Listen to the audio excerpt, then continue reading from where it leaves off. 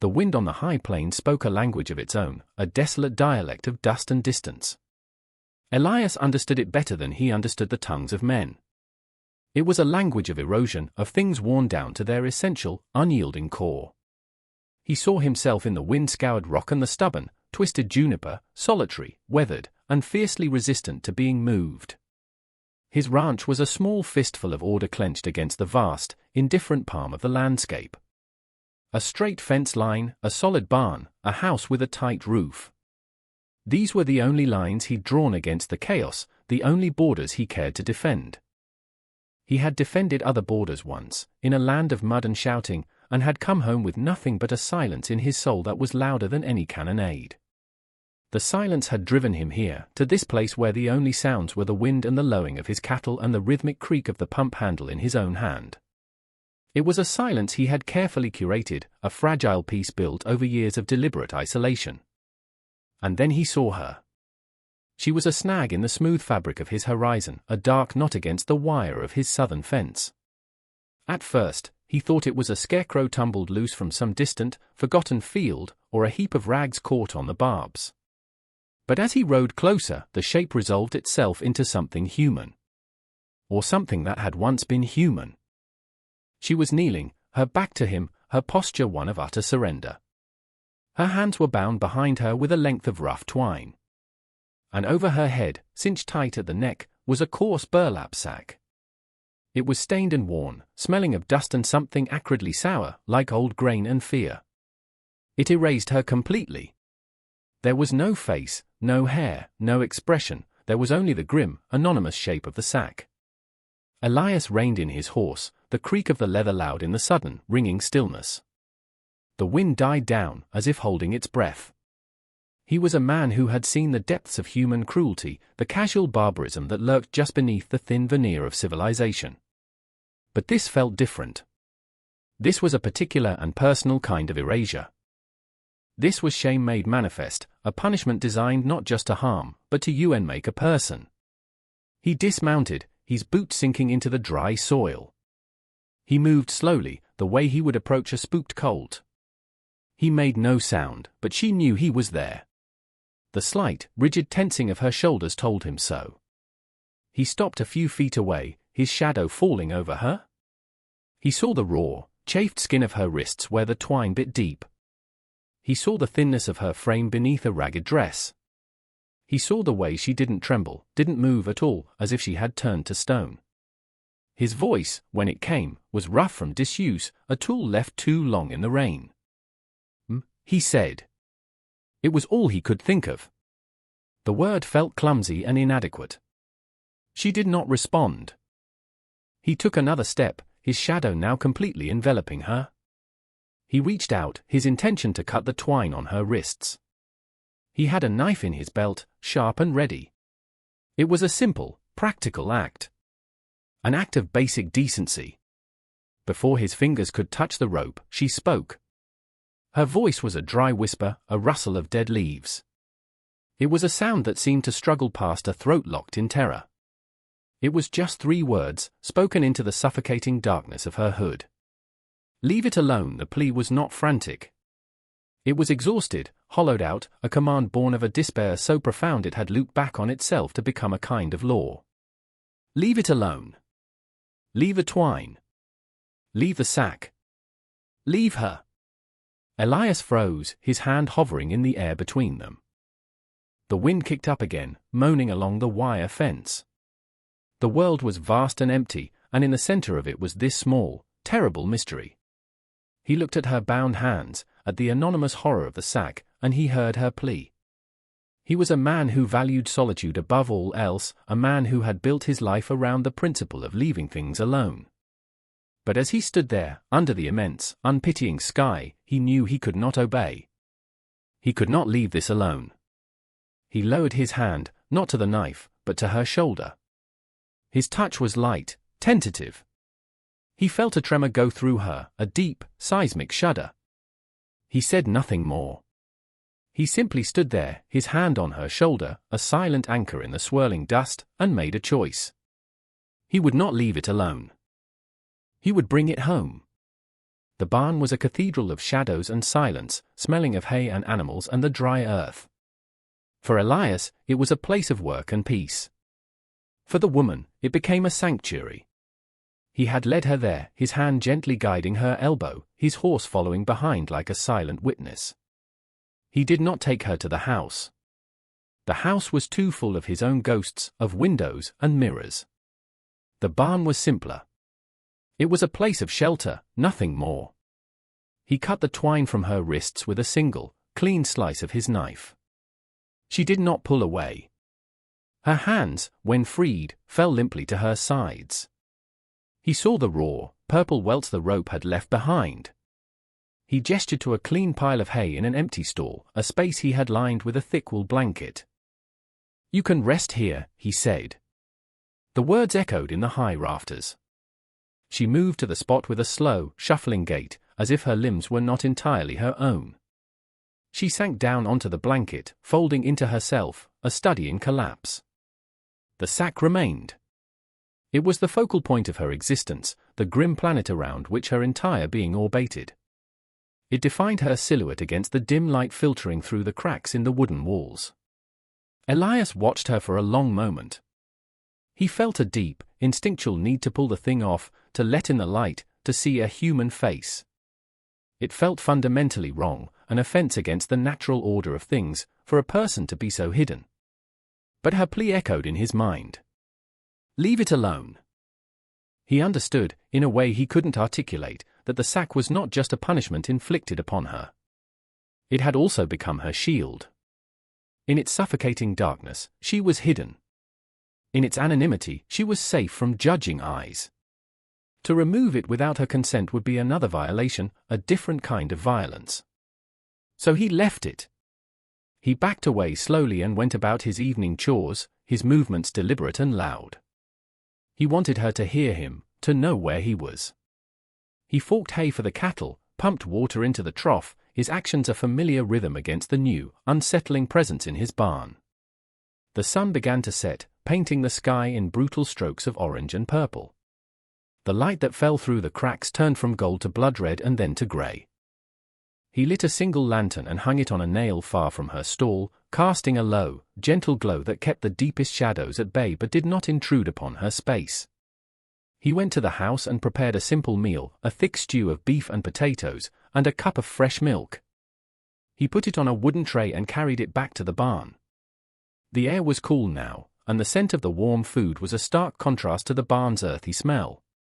He set the tray down on the packed earth just outside her stall, a respectful distance away. "There's food," he said, his voice low. "And water," as she didn't move. He wasn't sure if she had even heard him. He retreated to the far side of the barn, sitting on an overturned bucket, and watched the lantern light flicker. The silence stretched, thick and heavy. He thought about the men who must have done this. What kind of men would bind a woman and leave her for the elements, hooded like some medieval penitent? He felt the old, cold anger stir in his gut, the anger he had tried to bury out here on the plains. It was a familiar poison. He had seen what it did to men, how it twisted them. He had felt its pull himself. He forced it down, focusing on the small circle of light, on the quiet breathing of the sleeping cattle. Time passed. He heard a faint sound from her stall. A soft rustle. He did not turn to look, did not want to spook her. He kept his eyes on the lantern. He heard the quiet scrape of the spoon against the ceramic bowl. The sound was momentous, a tiny signal of life in the vast emptiness. She was eating. The act of taking sustenance, of choosing to continue, was a victory. When he finally dared to glance over, the bowl was empty, the cup drained. She was huddled back in the blanket, as still as before. But the empty bowl was a treaty. A fragile pact had been struck in the quiet dark. He would provide safety.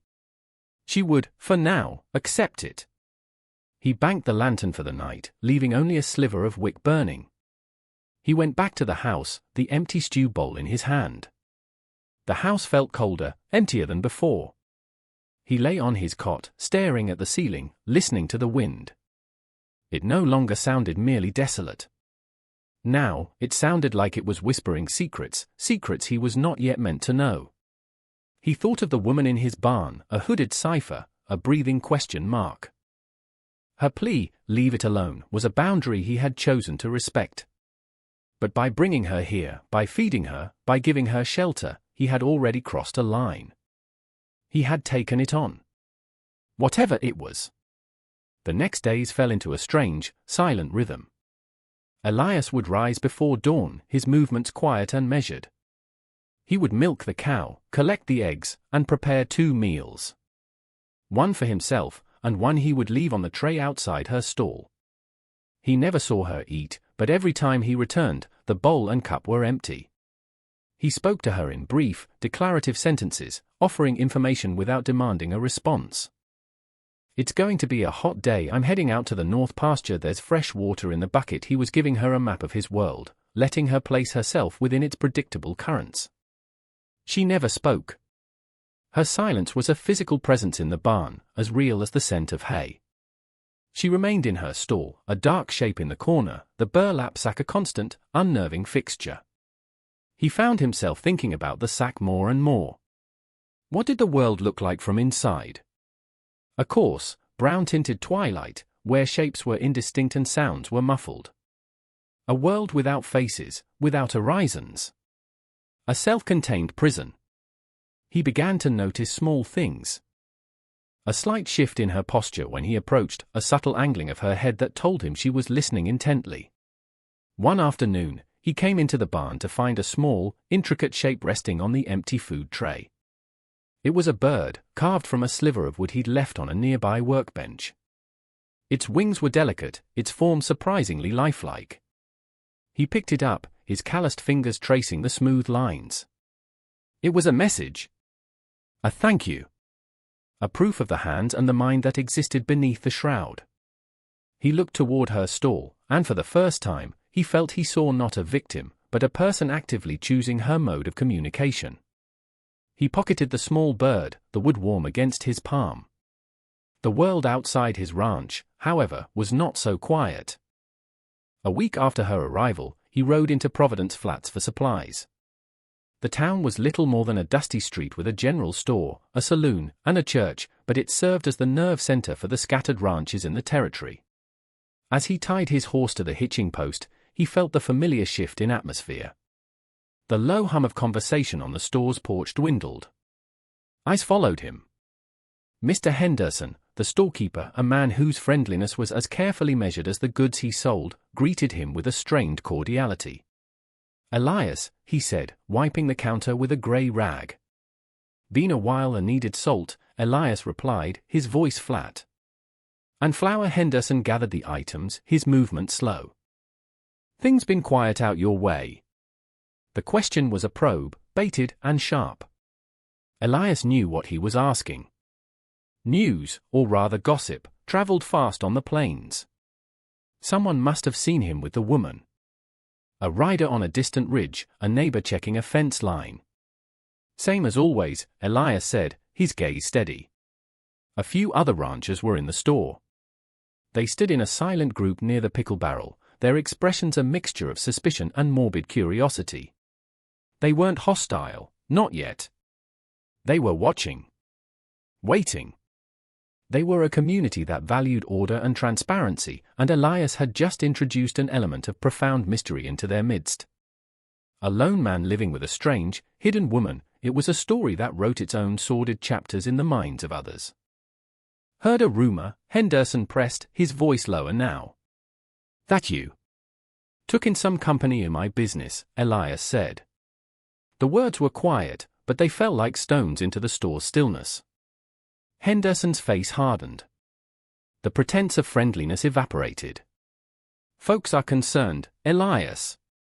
A man can't just bring in a stray. Not without questions being asked. We don't know who she is. Or what she's done." The implication was clear, she was trouble, and by harboring her, Elias was bringing that trouble to their doorstep. He placed the coins on the counter, his hand steady. He gathered his supplies, the weight of their judgment heavier than the sacks of flour and salt. As he walked out, one of the ranchers, a hard-faced man named Silas Blackwood, spoke up. "You're inviting a snake into your house, Elias." "You'll be the first one it bites." Elias didn't turn around. He didn't acknowledge the comment. He untied his horse and mounted, feeling the collective gaze of the town on his back. The ride home was different. The landscape, which had always felt like a comfort, now felt like a vulnerability.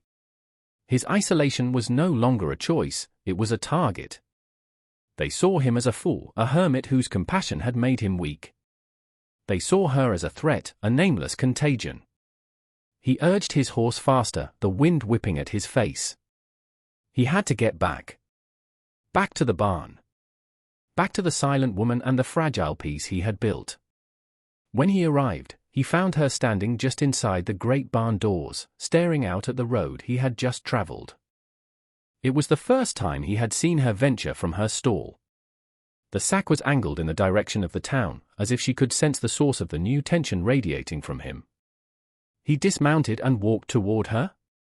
He stopped a few feet away, setting down his supplies. For a long moment, they stood in silence, two solitary figures framed by the barn's dark moor. He had protected her from the elements, but now he realized a greater storm was brewing. A storm of suspicion and fear, and it was rolling in from Providence Flats. He had thought he was merely offering shelter.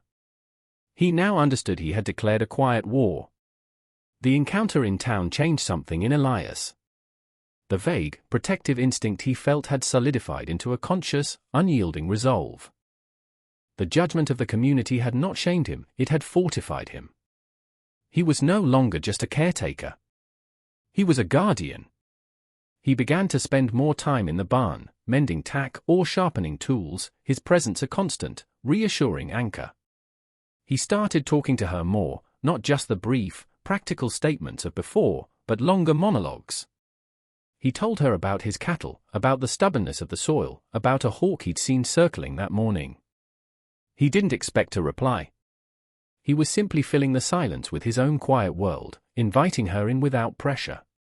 One evening, as he sat oiling a saddle, he spoke of the horse he'd ridden in the war. A big, steady gelding named Anchor. He was afraid of thunder, Elias said, his voice low and distant. But not of guns. Never understood that. He'd stand steady in a firefight, but a storm would have him trembling all over. He paused, rubbing the oil into the worn leather. Maybe it's the things you can't see that are the most frightening. He felt her shift in the hay. He didn't look up, but he sensed her attention was fixed on him. He had offered a piece of his own vulnerability, a small crack in his stoic facade. A few days later, a cold front moved in, bringing a knife-edged wind and a low, grey sky. The temperature in the barn dropped. Elias brought her another blanket, a heavy, moth-eaten thing from his own sparse collection. As he laid it near her, his hand brushed against hers. Her skin was cold. She didn't flinch away. Instead, her fingers curled slightly, a barely perceptible motion, as if to acknowledge the contact. It was the first voluntary touch between them. That night, as he prepared to leave for the house, she spoke for the second time. Her voice was still a whisper, fragile as a cobweb. "The house," she said. "It's warmer." He stopped, his hand on the barn door. He turned to face her. The single word was an immense offering. A question and a concession all at once. "Yes," he said. It is he held the door open, waiting. For a long, tense minute, she did not move. He could feel the struggle within her, the battle between the learned fear of enclosed spaces and the instinct for survival. The barn had been her refuge, its large, dark space a known quantity. The house was an unknown. Finally, with a visible effort that seemed to take all her strength, she rose to her feet. She walked slowly, hesitantly, out of the barn and into the biting wind. He led her to the small, sparse house. It was just 2 rooms, a main room with a stove, a table, and his cot, and a small, empty storage room off to the side. He gestured to the storage room. "You can have this room," he said. "The door has no lock." It was an important detail. A promise of freedom. He built up the fire in the main room stove until it glowed with a comforting heat. He made a simple bed for her on the floor of the small room with the blankets from the barn. He left a lit lantern on the floor, its soft light pushing back the shadows. He retreated to his own cot, giving her the illusion of privacy. He lay there, listening. He heard her settle into the blankets. He heard the faint sound of her breathing. The house felt different now. It was no longer just his solitary outpost. It held another life, another silence. This silence was different from the one in the barn. It was more intimate, more charged. The walls seemed to draw them closer, their shared space shrinking. In the middle of the night, he was woken by a sound. A soft, muffled sob. It was a sound of profound grief, choked back as if she was trying to swallow it whole. He lay perfectly still, his heart aching with a useless compassion. He wanted to go to her, to offer some word of comfort, but he knew it would be an intrusion. Her grief was her own, a private territory he had no right to enter. He could only bear witness from a distance. The sobbing continued for a long time, a quiet, desperate litany in the dark. Then, it slowly subsided, replaced once again by the sound of steady breathing. He understood then that the warmth of the house had thawed something frozen within her. The physical comfort had allowed an emotional pain to surface. She was beginning to feel again, and feeling was pain. He stared into the darkness, the weight of her sorrow settling over him. He had given her a warmer room, and in doing so, had inadvertently unlocked a colder, deeper chamber of her past. The small, carved bird in his pocket felt heavier than ever. It was a symbol of the person trapped inside, a person who was just beginning to remember how to hurt. The fragile domesticity of their shared space was shattered a week later. It was late afternoon, the sun casting long, skeletal shadows across the yard. Elias was splitting wood, the rhythmic thud of the axe a counterpoint to the ever-present wind. He saw the riders from a long way off. Two of them, dark figures growing steadily larger against the pale horizon. They were not from Providence Flats. They rode with a purpose that was different from the ambling pace of a neighbor. This was a hunt. A cold knot formed in his stomach. He set the axe down and walked to the front of the house, positioning himself on the porch. He didn't call to her, didn't warn her. He didn't want to bring her fear to the surface until it was necessary. He would be the wall. The riders reined in at his fence line, a good 50 yards from the house. They were big men, dressed in dark, functional clothing, their faces hard and unreadable under the wide brims of their hats. One was older, with a thick, grey-streaked beard and eyes like chips of flint. The other was younger, leaner, with a cruel twist to his mouth. They surveyed the ranch with an air of ownership, their gaze sweeping over the house, the barn, the cattle, as if they were taking inventory. The older man spoke, his voice carrying easily on the wind. It was a voice accustomed to command. "We're looking for something," he called out. "Something that belongs to us." Elias stood motionless, his hands at his sides. He did not reply.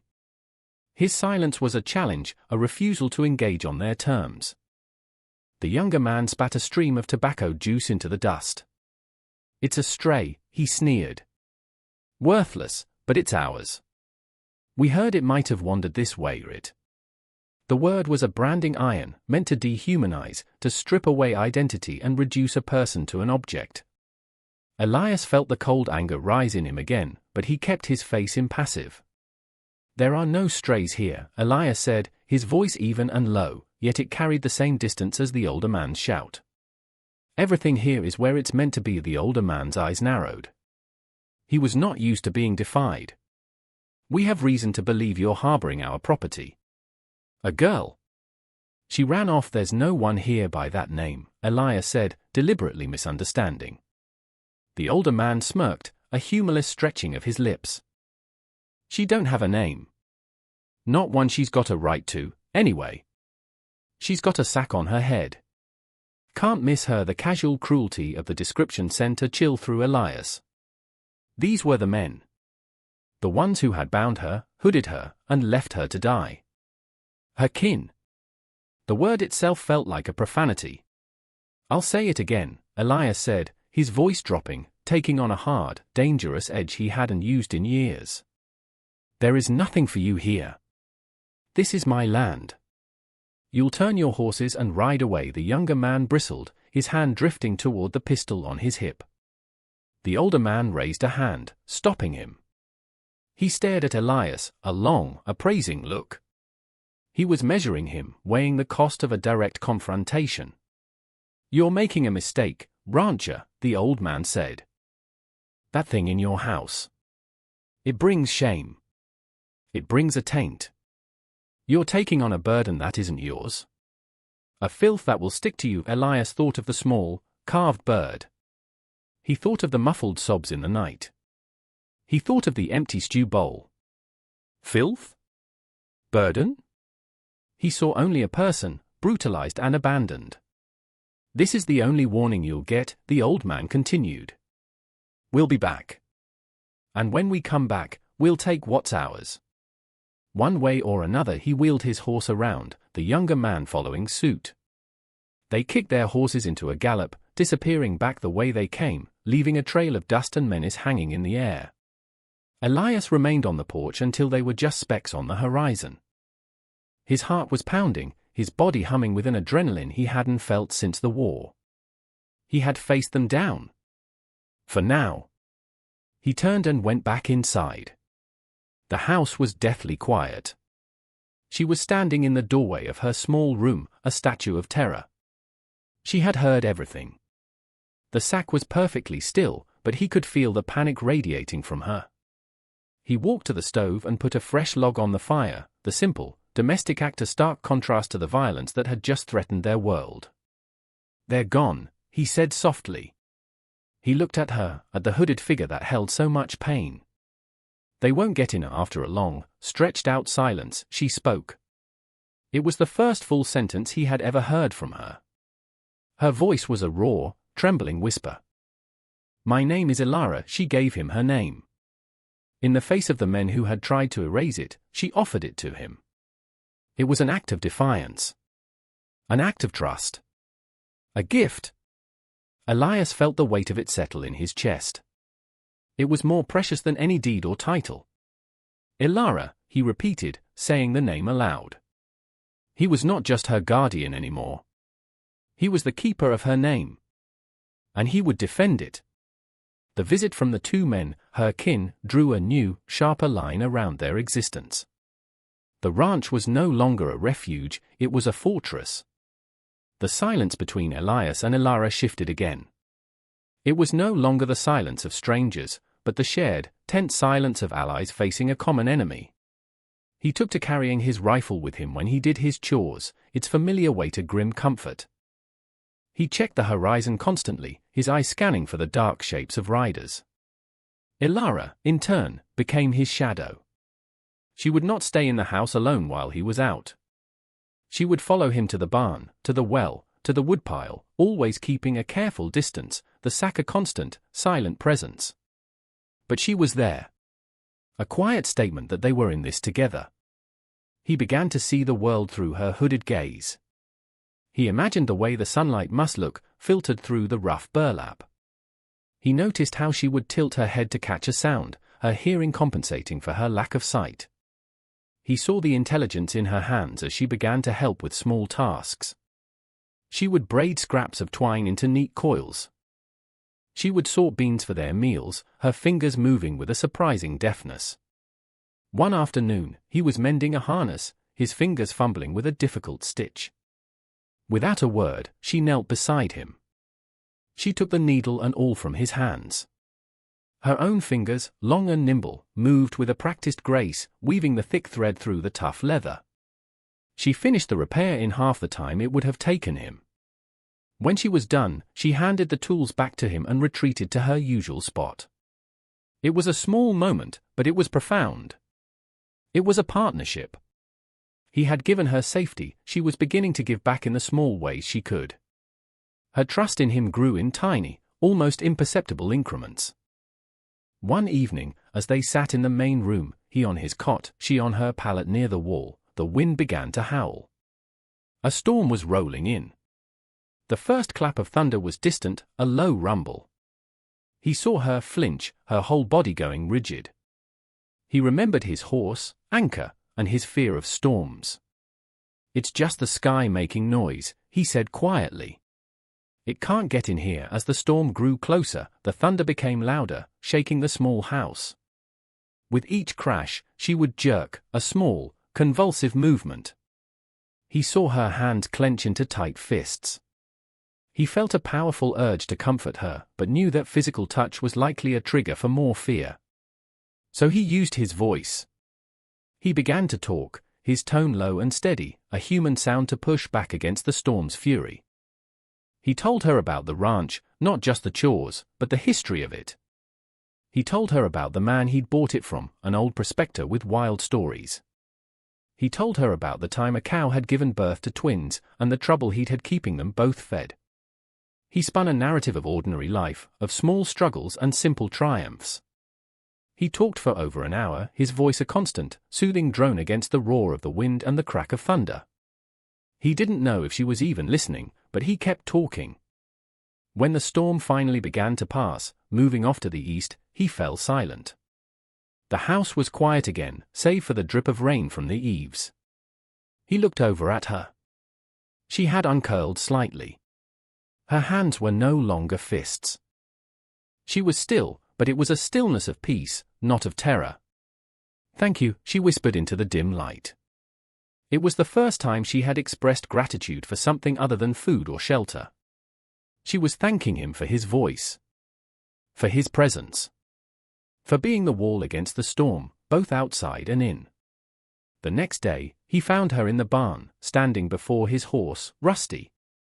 She had her hand outstretched, not quite touching the animal's nose. Rusty, a normally skittish creature with strangers, was perfectly still, his ears pricked forward, his soft muzzle sniffing at her palm. Elias watched, hidden in the shadows. He saw her stroke the horse's neck, her touch gentle and sure. It was a moment of connection with another living being, a connection made without words, without sight. She was finding her way back to the world, one small, brave step at a time. The sack was still there, a terrible constant. But around it, life was beginning to bloom again. The carved bird, the repaired harness, the shared silence, the whispered thank you. These were the green shoots pushing up through scorched earth. Elias knew, with a certainty that settled deep in his bones, that her kin would be back. The peace they had found was temporary, a fragile bubble. But this time, when they came, they would not be facing a lone hermit and a terrified victim. They would be facing two people bound by a quiet, unbreakable alliance. The second visit came at dusk. The sky was a bruised purple, and a chill wind whispered of the coming night. Elias had just finished bedding down the animals. He was walking from the barn to the house when he saw them. 3 riders this time. The old man and the younger one were back, and they had brought another with them, a broad, hulking man who looked more like a boulder than a person. They didn't stop at the fence line. They rode right through it, the sound of snapping wire sharp and violent in the twilight. It was a declaration. They were done with warnings. Elias didn't run for his rifle. It was in the house, too far away. He stood his ground in the middle of the yard, his body placing him squarely between the riders and the front door, behind which he knew Ilara was listening. The 3 men fanned out, forming a semicircle around him, their horses nervous and edgy. The old man, Jedediah, as Elias would later learn he was called, was the one who spoke. His voice was cold, stripped of any pretense. "We told you we'd be back," he said.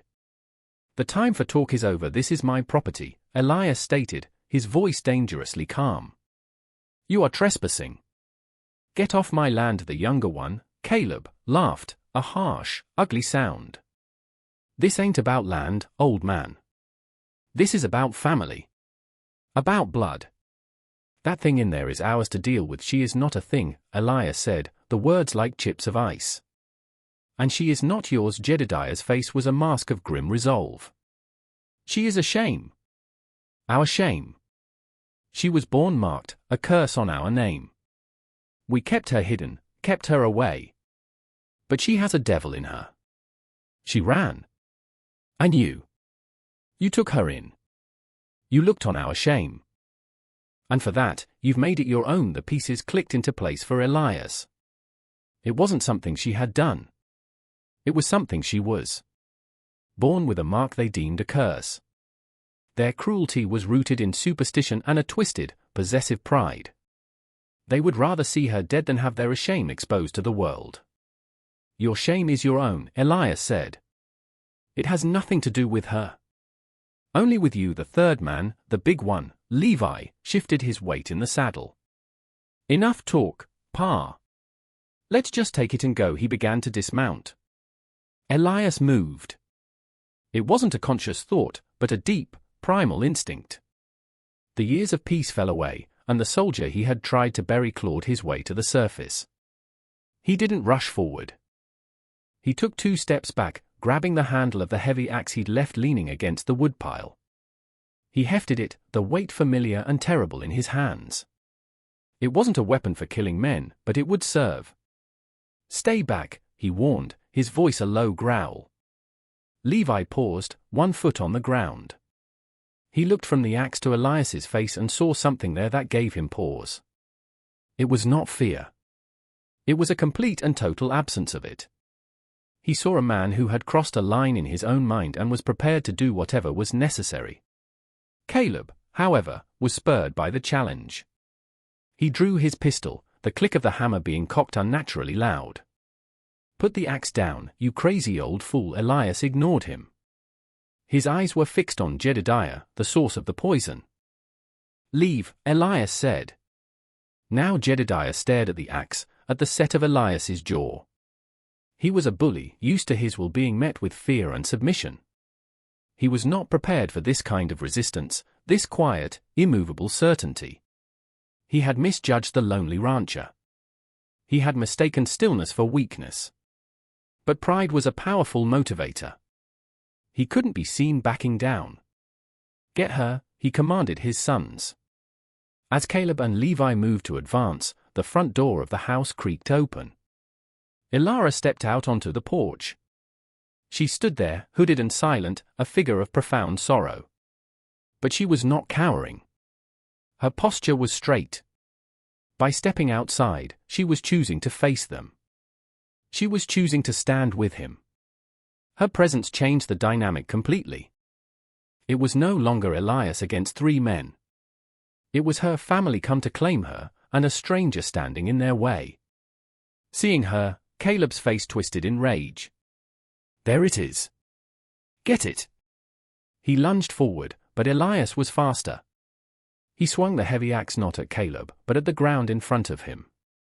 The blade bit deep into the hard-packed earth, spraying dirt and gravel. The raw power of the impact made the horse shy and sent Caleb stumbling back. "I will not say it again," Elias snarled, pulling the axe free. He held it ready. Jedediah saw the situation spiraling out of his control. A gunshot would bring the law, questions he didn't want to answer. A fight with an axe-wielding madman was not a fight he was guaranteed to win. He made a decision. "Enough," he spat. For now he looked at Elias, his eyes filled with a venomous promise. "You can't protect it forever. We'll be back.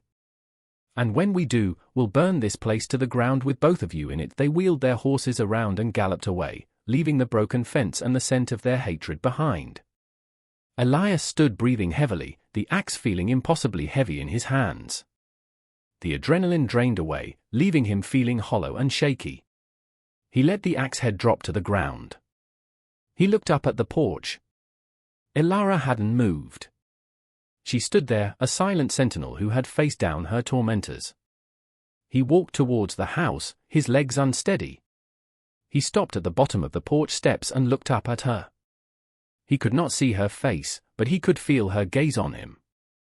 He had protected her body. She, by stepping out, had protected his resolve. The fortress had held. But they both knew the siege was not over. The final battle was yet to come. The days following the second confrontation were heavy with a shared, unspoken dread. The threat to burn the ranch down hung over them like a shroud of smoke. They knew Jedediah and his sons would be back. It was no longer a question of if, but when. And they knew the next time would be the last. The waiting was a unique form of torture. Every gust of wind sounded like approaching hoofbeats. Every shadow at dusk seemed to take the shape of a man. They moved through their chores in a state of heightened alert, their quiet companionship now underscored by a deep, resonant tension. Elias cleaned and oiled his rifle, the actions precise and methodical. He checked his supply of cartridges. He felt the old, grim familiarity of preparing for a fight, a feeling he had prayed he would never experience again. The peace he had found on the plains had been a lie, a temporary reprieve. The war had followed him home. Ilara grew even quieter, retreating deeper into herself. But it was not the silence of fear. It was the silence of gathering strength. She watched Elias, her hooded gaze following him as he made his preparations. She seemed to be absorbing his resolve, mirroring his grim determination. One night, a few days after the fight, he found he couldn't sleep.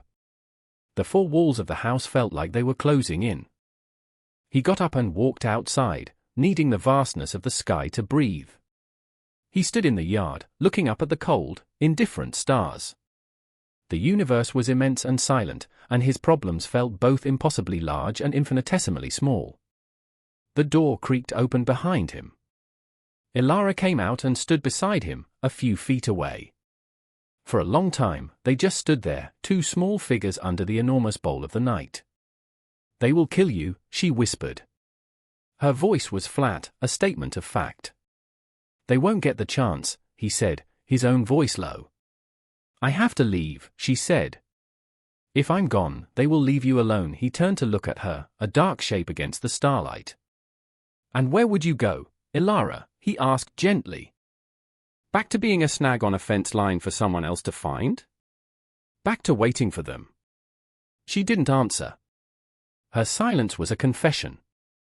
She had nowhere else to go. "No," he said, his voice firm. "This ends here. On this land."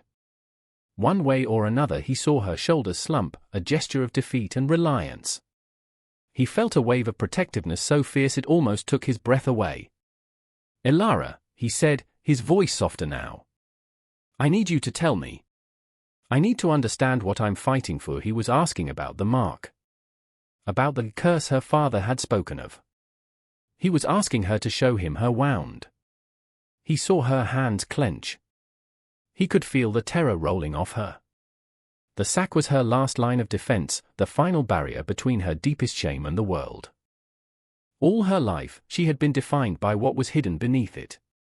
To reveal it was to risk the one thing she had found here, his acceptance. "Leave it alone," she pleaded. The words were the same ones she had spoken the day he found her, but now they were filled with a desperate, heartbreaking anguish. "Please, don't make me show you. Don't look at my shame." But this time, Elias knew he couldn't obey. He couldn't fight for a shadow. He needed to fight for a person. For her. All of her? "I'm not them," he said, his voice thick with emotion. "I will not hurt you. But I have to see. Please." He took a slow step toward her. He didn't reach for the sack. He simply stood before her, his hands open at his sides, making himself vulnerable in turn. It was a plea, not a demand. He was asking for the ultimate trust. The silence stretched for an eternity.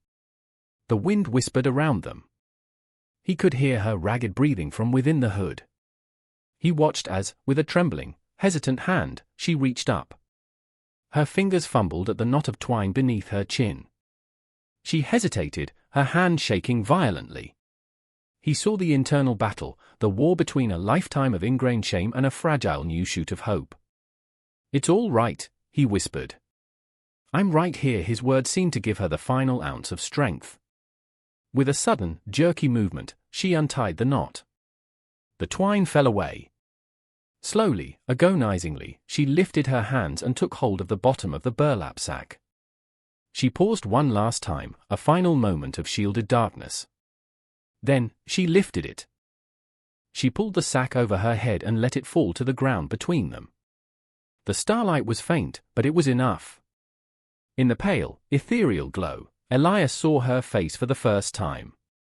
She was younger than he had imagined, perhaps barely 20. Her features were delicate, with high cheekbones and a strong jaw. Her eyes, wide and luminous with terror, were fixed on his, searching for the revulsion she had been taught to expect. And on the left side of her face, from her temple down across her cheek, was the mark. It was not a scar from an injury. It was a birthmark, a sprawling, intricate web of deep crimson, like a splash of dark wine on pale silk. It was startling, yes. It was unusual. But it was not monstrous. It was not a curse.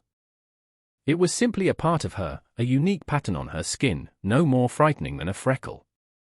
What was truly horrific was not the mark itself, but what had been done to it. Burned into the center of the crimson patch, seared into her flesh, was a crude, ugly brand. It was the shape of a cross, a symbol of faith twisted into an instrument of torture and shame. It was an attempt to purify, to burn away the devils they saw in her skin. Elias felt a cold, white-hot fury rise within him, so potent it made him feel dizzy. This was the shame her father spoke of. Not the mark she was born with, but the one they had given her. They had taken a part of her natural self and branded it as a sin. He did not flinch. He did not look away. He let his gaze soften, and he looked past the brand, past the birthmark, and into her eyes. He saw the terror there, the anticipation of judgment. He took a step closer, and slowly, gently, he raised his hand. He laid his palm against the unmarked side of her face, his thumb stroking softly at her jawline. His touch was feather-light, full of a reverence she had never known.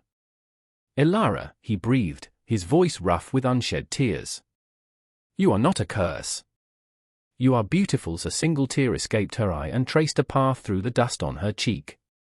The dam of her composure, held together for a lifetime, finally broke. A strangled sob escaped her lips, then another, and another. It was the sound of a pain so deep and so old it had no words.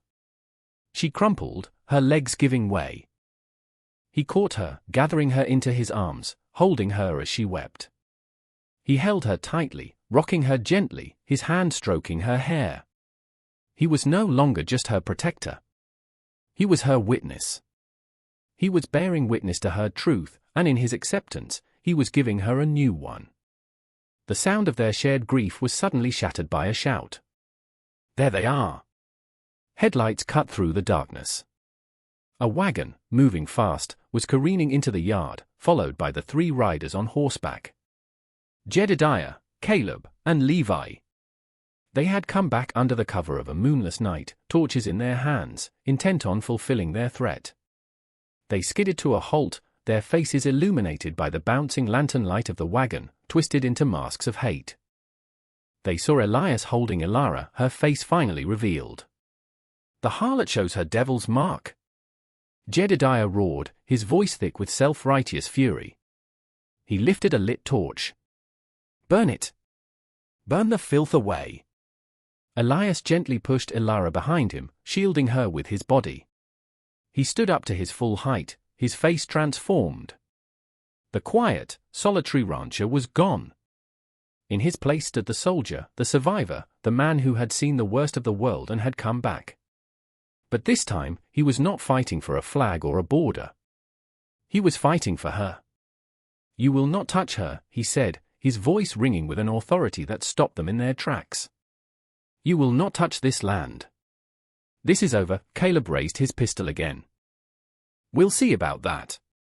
But before he could fire, Elias moved with a speed that belied his years. He lunged for the discarded burlap sack on the ground. He scooped it up and ran towards the lead horse, Jedediah's mount. With a flick of his wrist, he threw the sack over the horse's head. The animal, suddenly blinded and smelling the strange, terrifying scent, panicked. It reared up, screaming, its hooves lashing out. Jedediah was thrown from the saddle, landing hard on the ground with a cry of pain. The other horses, spooked by the chaos, began to buck and shy away. In that moment of confusion, Elias ran to the wagon, where a barrel of water sat for dousing the torches. He kicked it over, sending a cascade of water onto the ground, extinguishing 2 of the torches that had been dropped. Levi, the big man, finally recovered and charged at Elias. Elias met him not with fury, but with cold, efficient force. He sidestepped the clumsy charge, using the man's own momentum to send him sprawling into the mud. He kicked the last torch from Levi's hand. Caleb, his pistol still aimed, was now unsure of his target. Elias was a whirlwind of motion in the dark. Ilara, seeing her chance, ran to the woodpile and grabbed the axe. She didn't hold it as a weapon, but as a symbol. She stood on the porch, the axe held before her, her face fully visible in the dim light, the brand a declaration of war. "Leave us alone," she screamed, her voice no longer a whisper, but a raw, powerful cry that echoed across the yard. Jedediah, clutching his arm, staggered to his feet. He saw his sons, one disarmed, the other on the ground. He saw the fire and fury in Elias's eyes. And he saw his daughter, his shame, standing defiant, armed and unbowed, her face bared to the world. He saw that he had not just lost this fight. He had lost her. The fear he had cultivated in her for a lifetime had been replaced by something else, something he couldn't control. The quiet rancher had given her more than shelter, he had given her courage. "Get up," Jedediah snarled at his sons. "We're leaving." They scrambled to their feet, gathering their spooked horses. Jedediah shot one last look at Ilara, a look of pure, undiluted hatred. But there was something else in it now, defeat. They rode away, not in a gallop, but in a slow, broken retreat, leaving the wreckage of their hatred behind them. Silence descended on the yard, broken only by the sound of Ilara's ragged breathing. Elias walked over to her. He gently took the axe from her hands and let it drop. He looked at her face, at the crimson mark and the brutal brand. He reached out and gently brushed a stray lock of hair from her forehead. The sack lay in the mud, a discarded, empty thing. Its power was broken. It was just a piece of cloth. In the aftermath of the final battle, a new kind of quiet settled over the ranch. It was not the tense silence of waiting, nor the fragile silence of strangers. It was a deep, resonant peace, the kind that comes after a long and terrible storm. The broken fence was a reminder of the violence, but it was just wire and wood. Elias mended it the next morning, the familiar work a soothing balm. The true mending, he knew, would take much longer. He and Ilara moved around each other with a new, gentle awareness. The absence of the sack was as powerful as its presence had been. For the first time, he could see her expressions. He saw the flicker of a smile when Rusty nudged her for a treat. He saw the concentration in her eyes as she stitched a patch on his shirt. He saw the lingering sadness that clouded her gaze when she thought he wasn't looking. Her face was a landscape he was just beginning to learn. The brand was always there, a stark reminder of her past. He never shied away from it. He would look at her directly, his gaze calm and accepting, until she no longer felt the need to turn her head or hide that side of her face. His acceptance was a slow, steady rain on parched ground. One afternoon, he took the burlap sack from where it lay forgotten in the yard. He carried it to the fire pit he used for burning rubbish. Ilara followed him and stood watching, her arms wrapped around herself. He looked at her, a silent question in his eyes. She gave a single, firm nod. He tossed the sack into the pit and struck a match. The dry burlap caught quickly, shriveling and blackening, the foul smell of its long service rising in the smoke. They watched until it was nothing but a pile of fine grey ash. The wind picked up the ash and scattered it across the plains, dispersing the last physical remnant of her shame into the vast, open air. They never spoke of her family again. There was no need. Their defeat had been total. Providence Flats remained a place of whispers, but the narrative had changed. The story of the crazy hermit and the cursed stray was replaced by a more mythic tale, the quiet rancher who had faced down 3 armed men to protect a wronged woman. They were still outsiders, but now they were respected, feared even. They were left alone. Their life together found its own rhythm, dictated by the seasons and the needs of the land. They were not lovers, not in the way the world understood the term. Their bond was something quieter, deeper. It was the bond of 2 solitary souls who had found a shared harbor. They were partners in survival, companions in silence. He taught her the language of the land, and she, in turn, taught him the language of patience, of healing. The small, carved bird he kept in his pocket was joined by others she made, a small flock that sat on the windowsill, their wooden wings forever poised for flight. Years passed. The harsh lines on Elias's face softened. The haunted look in Ilara's eyes was replaced by a quiet strength. The crimson mark on her cheek remained, a splash of permanent color, and the brand was a pale, silver scar against it. It was part of her story, but it no longer defined it. They grew old together on that vast, empty land. The world outside changed, but on their small patch of earth, time seemed to move differently. One evening, as they sat on the porch watching the sun set, painting the sky in colors as vivid as the mark on her cheek, she reached over and placed her hand on his. It was a gesture of simple, profound companionship, a testament to the life they had built from the ashes of their pasts. The wind still blew across the plains, but it no longer spoke of desolation. It whispered of resilience, of things that endure. It spoke of a man who had found his peace not in solitude, but in standing his ground for another. And it spoke of a woman who had been UN-made, and then, in the safety of a quiet man's decency, had found the strength to make herself whole again. They had, against all odds, left the past alone, and in doing so, had found their future.